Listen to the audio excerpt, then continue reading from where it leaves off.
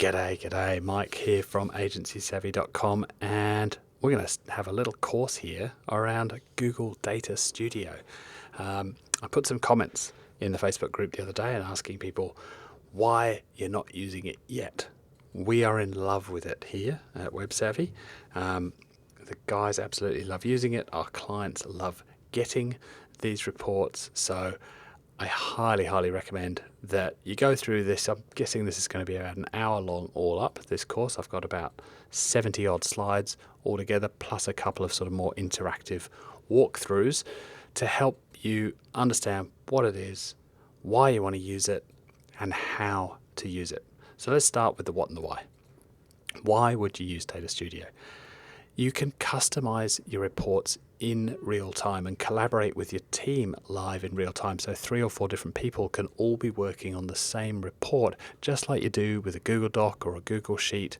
You can all be in there seeing what other people do and moving stuff around. So one person can be responsible for the AdWords data and one for the Facebook data. Yes, you can have Facebook data in there. It's really easy to work with. It's also very easy to share the reports with your clients. And of course, what you're sharing is not a fixed, set in stone PDF, a historical thing that's been printed out and left. You can slice and dice this data in real time. You can change date ranges. You can have a look at different things. You can roll your mouse over charts and see what the actual data points are on there and understand what the numbers are. You can't rearrange the charts on the fly unless you've got edit privileges, which you may or may not want to give to your clients, but it is a much more interactive experience.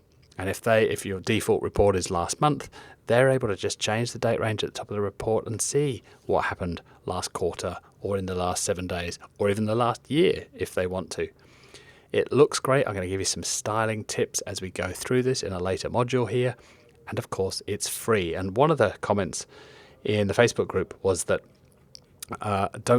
isn't it limited to only 5 reports? And it was. When it first came out, you could only have 5 reports. There was a sneaky workaround for that, but it was a bit of a pain rolling out reports for all of your clients, assuming you have more than 5 clients.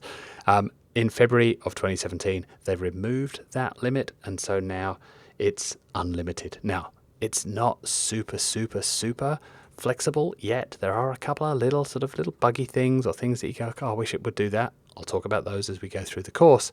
But for the most part, 98% of things that you want are there and really easy to use.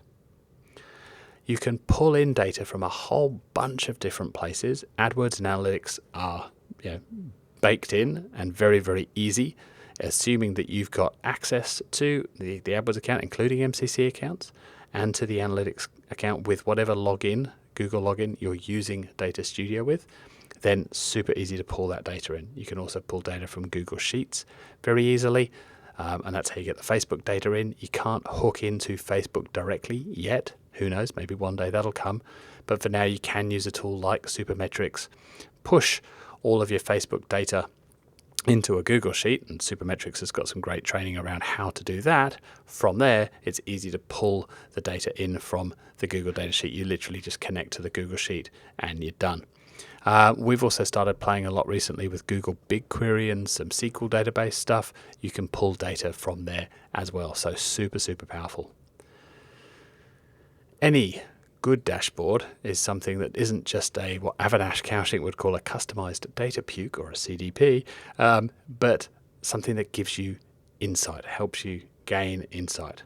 And to that end, I'm going to finish this module by giving you a couple of questions here that you want to ask of yourself and possibly ask of your client before you dive in and create the dashboard.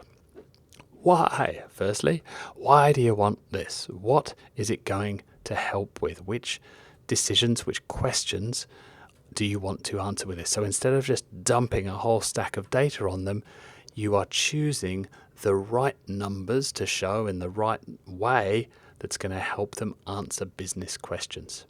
And so therefore, you want to understand who is going to be using this. And you might create different reports for different people in your client's organization. You might together with your client. If your client's the marketing manager, you might, together with them, create a fairly all-encompassing, lots of data, many pages for them, and then say, look, we don't want to show this to the board. What do you want for your board? Let's create a 2-page version for the board just with these 6 metrics in, and let's create that, give them access to that, view-only access. They can't edit it, they can't mess with it. But between you and me, we'll have this big one over here off to the side. We've started doing that with clients. You can put links in your dashboards. You can link from the customized data view, the big one, multi-page one. You can have a little link in there to the board level report, so it's easy to find, and you can have a little maybe hidden link in the board one back to the customized data view. So if you did need to pull out some numbers in the middle of a presentation, you could quickly go, well, hang on, let me just pull this other report up here with all of the numbers in. Here we go. But when you're sending that to the board, or if you're presenting that on the big screen at the boardroom table, you've just got that 1 or 2-page report so that you are not overwhelming them. Which leads into this 4th bit of consideration here. What is their understanding? Therefore, how much do you need to explain this? What context do you need to put around your data? And a great question to ask, once you understand who's going to be using this and where they're at, what don't they know? So not just what do they want to know, what questions do they want to ask, but what don't they know? What do you need them to know? What do you need them to understand? Think about, through maybe your argument, essentially, of what you need to present to win more budget or whatever it might be.